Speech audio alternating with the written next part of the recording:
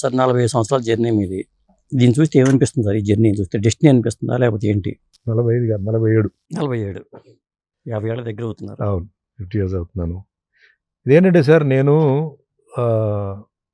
ఒక మాటలు చెప్పాలంటే నేను very lucky hero or lucky star or lucky person నేను అనుకోవాలి. ఇది ఎందుకు అని మీరు అడగొచ్చండి. సినిమా బ్యాక్గ్రౌండ్ లేని మనిషి. అవును. అంటే తల్లి, తండ్రి, అన్న, అక్క, తమ్ముడు, చెల్లి, మామగారు, అత్తగారు ఎవరు సినిమా ఇండస్ట్రీ లేరు. అంటే నేను జాయిన్ అయినప్పుడు అదే నేను ఫిల్మ్ ఇన్స్టిట్యూట్కి వెళ్ళా. మిగిలిన అందరూ ఫిల్మ్ ఇన్స్టిట్యూట్కి వెళ్ళారు. జనరల్గా సినిమా అన్నప్పుడు జనరల్గా డ్రామా అయినా ఉండాలి. అంటే ఆ రోజుల్లో. తర్వాత ఫిల్మ్ ఇన్స్టిట్యూట్కి వచ్చింది. అసలు డ్రామా ఎక్స్పీరియన్స్ లేదు, ఫిల్మ్ ఇన్స్టిట్యూట్కి వెళ్ళలేదు, ఫిల్మ్ బ్యాక్గ్రౌండ్ లేదు, యాక్టింగ్ అంటే ఏంటో తెలియదు. ఇలాంటి మనిషి 77లో ఒక ప్రొడ్యూసర్ తమిళ్లో వచ్చి అడుగుతున్నాడు, ఈ క్యారెక్టర్ వద్దంటున్నాడు. తర్వాత ఒత్తిడి పెడుతున్నారు. ఒత్తిడి పెట్టిన తర్వాత ఇంట్లో వాళ్ళు ట్రై చేయంటున్నారు. అలా Tamil film Neechal కుళం swimming pool అన్న పిక్చర్ స్టార్ట్ అవుతుంది. 78లో రిలీజ్ అవుతుంది. Suman nobody becomes somebody. ఇది నేనేం ఫీల్ అవుతున్నా, ఇక్కడే నేను చాలా ఇంటర్వ్యూస్లో టైం, డెస్టినీ, ఫేట్, తలరాత మాట్లాడుతుంటా. చాలామంది ఏంటి పిచ్చివాళ్ళ మాట్లాడుతున్నాడు అని అనుకునే వాళ్ళు ఉన్నారు. నేను ఒకటే చెప్పాను, టైం పోవాలి సార్, టైం పోతే మీకు తెలుస్తుంది నేనేం మాట్లాడుతున్నానని. ప్రతి మనిషికి, సుమన్ కాదు, రాజకీయ నాయకులు, బిజినెస్ మ్యాన్, ఆర్టిస్టులు, వీళ్ళందరూ కొందరేమో చిన్నప్పటి నుంచే యాక్టింగ్ యాక్టింగ్ యాక్టింగ్ చేయాలి వచ్చారు, కానీ కొందరు సక్సెస్ కాల, కొందరు మధ్యలో అనుకొని సక్సెస్ అయ్యారు. సక్సెస్ అయిన తర్వాత కొందరు నిలబడలేకపోయారు. అంటే నిలబడలేకపోయారని అర్థం ఏంటంటే, చెప్తారు జీవితంలో ముందు ఎవడు పరిగెత్తాడని ముఖ్యం కాదు, ఆఖరి వాకు ఎవరు పరిగెత్తి వెళ్తుంటాడు అన్నది ముఖ్యం అంటారు. అంతే. సో ఈ రోజు కూడా ఎవరు షూటింగ్ వెళ్తున్నారు, ఏ వయసులో, అదే లెక్క. ఇప్పుడు మీరు ఏ షూటింగ్ ఎవరు, అది పాయింట్ కాదు. ఈ రోజు ఈ వయసులో కూడా మీకు డిమాండ్ ఉందా లేదా, మీరు ఇంట్లో ఉన్నారా, వర్క్లో ఉన్నారా, ఏమిటి, ఇలాంటి అన్ని విషయాలు మనం పరిశీలించాలి. అంతేగాని ఒకప్పుడు నేను అంటారు కదా, yesterday's news paper is today's waste paper. అంతే కదా, మనకి ఈ రోజుది కావాలి. నేను ఒకప్పుడు అది, నేను ఒకప్పుడు ఇది, అదంతా వద్దు. ఇప్పుడు జనరేషన్ ఏం తెలుస్తుందండి.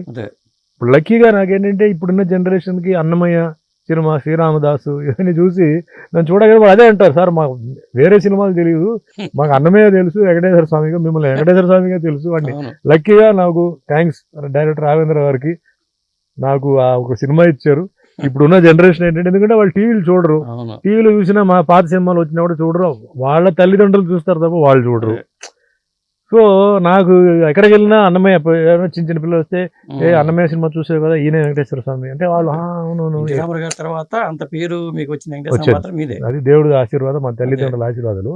సో నా ఇది ఏంటంటే, నేను అనుకోలేదు సార్ ఇది ఓ జర్నీ ఇన్ని సంవత్సరాలు ఉంటుంది, నేను ఉంటాను. ఎవ్రీ 10 yearsకి అయిపోయింది, మనం ఇంకా రిటైర్ అయిపోదాం అనుకుంటే ఎక్స్టెన్షన్ వస్తూనే ఉంది. ఆ ఎక్స్టెన్షన్ ఇప్పుడు వచ్చి అందంగా ఉండడం వల్ల కొంత ఇండస్ట్రీ వాళ్ళు దృష్టి పెట్టి ఉంటుందేమో. కాదు సార్, అది ఏదో లక్ టైం సార్. నాకన్నా అందమైన వాళ్ళు ఉన్నారు, నాకన్నా బెటర్ టాలెంటెడ్ వాళ్ళు ఉన్నారు. నేను చూస్తున్నాను కదా, కొన్ని డ్రామాస్కి వెళ్తుంటాను, అలాగే కొన్ని యాక్టర్స్ వస్తారు మాతో పాటు యాక్ట్ చేయడానికి. బ్రహ్మాండమైన టాలెంట్ ఉంటుంది, బ్రహ్మాండమైన డైలాగ్ డెలివరీ చెప్తారు, కానీ వాళ్ళకి లక్ లేదు సార్, అదృష్టం లేదు. వాళ్ళు ఎక్కడో ఉండాల్సిన వాళ్ళు, అంటే వాళ్ళు ప్యాషన్ కోసం కంటిన్యూ అవుతున్నారు సార్. అంటే వాళ్ళకి తెలుసు ఇంకా జరగదు, అయిపోయింది. అంటే ఇప్పుడు ఒక ఏజ్ ఉన్నప్పుడు ఈ ఏజ్ వరకు మనం హీరోగా ట్రై చేయవచ్చు ఒకటి ఉంటుంది. ఆ ఏజ్ దాటిన తర్వాత ఇంకా క్యారెక్టర్ ఆర్టిస్ట్గా ట్రై చేద్దాం. ఆ క్యారెక్టర్ ఆర్టిస్టులు కూడా ఏంటంటే నెక్స్ట్ ఇంకా అయిపోయింది, ఇంకా తాతగారి క్యారెక్టర్ మనం చేయాలి ఫిక్స్ అయిపోయారు. కానీ వాళ్ళు బ్రహ్మాండమైన యాక్టర్స్ అండి, భగవంతుడు అంతవరకు ఇచ్చాడు, వాళ్ళు అంతకన్నా మించి వాళ్ళకి ఇవ్వాల.